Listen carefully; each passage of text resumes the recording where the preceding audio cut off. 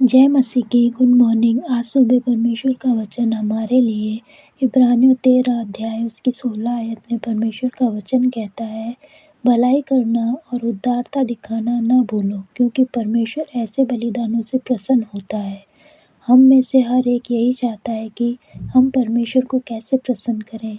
ज़्यादा उपवास करके, ज़्यादा प्रार्थना करके, एक पैर पर खड़े होकर प्रार्थना करके लोग अपने अपने तरीके से कोशिश कर रहे हैं, पर बाइबल कहती है भलाई करना और उदारता दिखाना मत भूलो, क्योंकि यह एक बलिदान है और ऐसे बलिदानों को परमेश्वर नहीं भूलता है, वो प्रसन्न होता है। बहुत से वक्त हम सोचते हैं कि कैसे हम दूसरों की मदद करें। हमारे पास इतना टैलेंट नहीं है, इतनी काबिलियत नहीं है, इतना पैसा नहीं है, हम कैसे भलाई करें। बाइबल से हम प्रेरितों के काम 9वां अध्याय उसकी 36 आयत से जब हम पढ़ते हैं, यहाँ एक बहन के बारे में लिखा है कि ये बहन भले भले काम करती थी और दान दिया करती थी, वो गरीबों की मदद करती थी। अब सोचने वाली बात यह है कि ये कैसे मदद करती थी।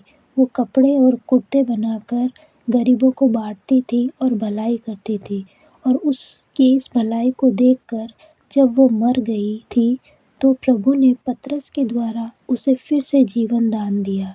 ऐसी भलाइयों और ऐसे बलिदानों को परमेश्वर कभी नहीं भूलता। जब हम सारपत की विधवा के बारे में पढ़ते हैं, उस बहन के पास भी सिर्फ इतना ही खाने को था जिससे वो और उसका बेटा खा सकता था। लेकिन जब एलिया ने कहा कि मेरे लिए कुछ खाने को ले आओ, तो उसने एलिया से ये तो कहा कि मेरे पास मुट्ठी भर मैदा और कुप्पी में थोड़ा सा तेल है, लेकिन उसने अपने बेटे के बारे में नहीं सोचा, पर एलिया को खिला दिया। जब उसने इस भलाई को किया तो ना तो उसका मैदा समाप्त हुआ और ना ही कुप्पी का तेल समाप्त हुआ। इस बहन के पास खाने को नहीं था, पर फिर भी भलाई किया।